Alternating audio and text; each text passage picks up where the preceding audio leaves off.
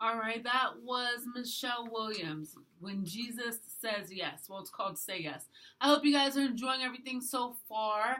I have an awesome topic coming up for you right now. I went to TD Jake's Pastors and Leaders Conference on about almost 2 weeks ago now, and it was absolutely phenomenal. I got so much good information, but when it comes down to it, the nucleus of everything, there's so many people there that have all of these various just hopes and dreams.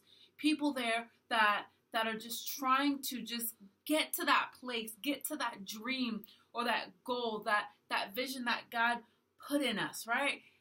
God will put like a vision in us. He'll give us a dream or a hope or something that we're gonna do, and it's big. If it's bigger than us, it's only God that'll get us to that place.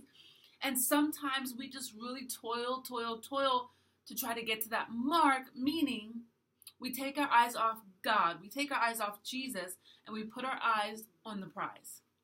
Do you understand what I'm saying?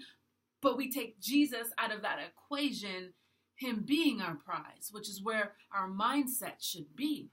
And man, this is something that sometimes I have to remind myself about because God has put so many different things on the inside of me, just goals and things that he has for me. He just lets me know these things. And I get so excited and I'm just like, when is it going to happen? And I'm trying to help God get to that point. I'm trying to help God help me get to that destination. I'm at step A and I'm focused on step Z when I should be focused on step B. Do you guys understand what I'm saying? And I think a lot of times, a lot of us are like that. If Satan can't get us to fall away from God, if Satan can't get us to walk away from God, how can he mess with us? How can he pull us off that path? He can illuminate that end result and just blow it up so big and get us to focus on that we are lasered in and zeroed in on that step Z, that end result, that we are missing the opportunities that God has for us lined up on the way, that we are missing the nucleus of all of it, which is Jesus. Our goal should be Jesus. What we want to attain should be Jesus. Our focus should be Jesus, because ultimately we're here just trying to get other people to follow Jesus and see their need for Jesus, so that not only that their name can be written in the book of life, but so that they become whole and they become complete in him. And sometimes we think that it'll be easier if we have more money. It'll be easier if I had a life like this person or whatever the case is. And that's not true. We need to be content in everything with where we are. God has placed you where you are for a reason. He hasn't messed up. He hasn't forgotten about you. He hasn't, slipped up and said, well, I'm just going to put this person on hold for a moment. No, he has you exactly where he needs you so that you can see the next step. Not the end result, but the next step. And how do we get to the next step? It's when we keep our eyes focused on him. Someone told me last Friday, just follow the breadcrumbs. I love that. Just follow the breadcrumbs. And I'm just like, okay, following the breadcrumbs. Don't focus on the end result. Focus on Jesus.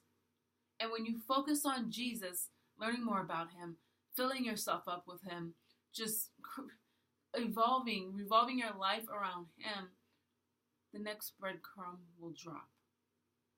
But if we don't focus on Jesus and we focus on the promise, we'll miss those breadcrumbs, those God opportunities that are there lined up and waiting for us. We look at other people who have had a big dream and it's really late in life for them and they haven't reached that thing. You can see that, they haven't gotten anywhere close to where they said God promised that he would take them. I'm not going to say why that happens for each individual. I can't. But a reason could be because we aren't putting God at the center. Sometimes we put our giftings at the center. Sometimes we put trying to have an appearance of the end result. Maybe some lights and glamour, right? Maybe a couple photo shoots so you look good and you're passing them out and you're trying to do all these events, whatever it is.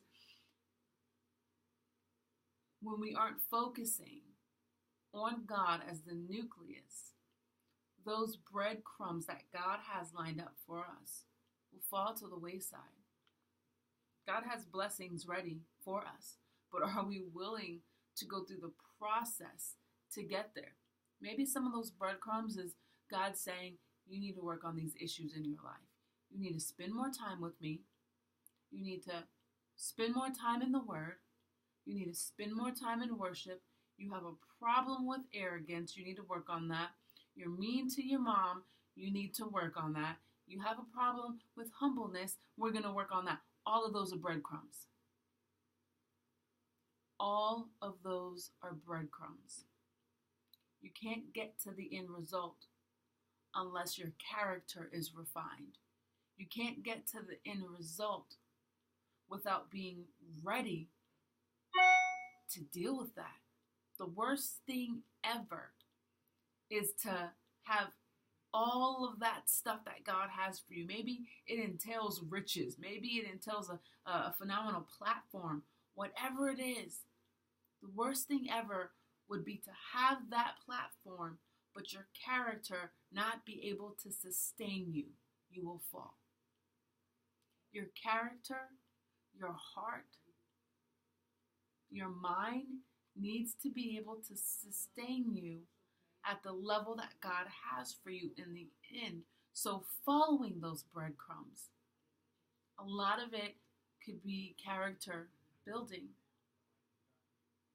And then you get a breadcrumb and it's amazing speaking opportunity or book deal or whatever it is. But then there's going to be more character refining. I like what it says in 1 Timothy 6:17. It says, as for the rich in the present age, charge them not to be haughty, nor to set their hopes on the uncertainty of riches, but on God, who richly provides us with everything to enjoy. So those rich people that we look at and say, man, if I just had more money, if I just had, what they have, I'll be good. This will be a whole lot easier. That's not true. Because one of the quickest ways to take your eyes off God is to have a whole bunch of stuff. Because when we have stuff, we don't really need God. Some of us know we need God. But we don't need to be dependent on God for the things that we could do in our own might that money can buy. Do you understand what I'm saying? So it says, charge them not to be haughty. Humble yourself. Humble yourself. It's not about you. It's about God. It's about serving people. And don't set your hope on the uncertainty of riches. You could be rich one day, poor the next. The stocks be amazing one day and they plummet the next. Someone could rob you. Your business could go bankrupt and it takes you a while to find a new job and you deplete all of your savings accounts. You are not, you can't be your own God. You suck at it. I'd suck at it, but we can't rely on the things of this world because they are fleeting. One day they're here, the next day they're gone. But set your hopes on God, who richly provides us. The Bible says that He has blessings and blessings for us. Like He has all these things for us if we're ready to obtain them as we follow the breadcrumbs. Like He wants us to line ourselves up with Him so He can give us these things. He's not gonna give a toddler a Rolls Royce. The toddler is not there yet. But He has lined up along the way. When that toddler turns 21, He says, hey, that Rolls Royce is already yours. You don't know it, but it's already yours. It's paid off. You don't have to work for it or anything. It's yours, but you can't get it yet because if I give it to you as a toddler, you won't even know what to do with it. You won't know how to appreciate it. But when you're 21, it's all yours. Because you'll be ready. You would have gotten your license at 16, developed your character to know how to drive properly, how to have patience on the road, how to not text and drive, so that when you hit 21, I already know you're going to be good. That is us, guys. That is us. Whatever God has for you, whatever dream that is in your heart, nothing is too big for God. He could do it, and He could do it through you and in you.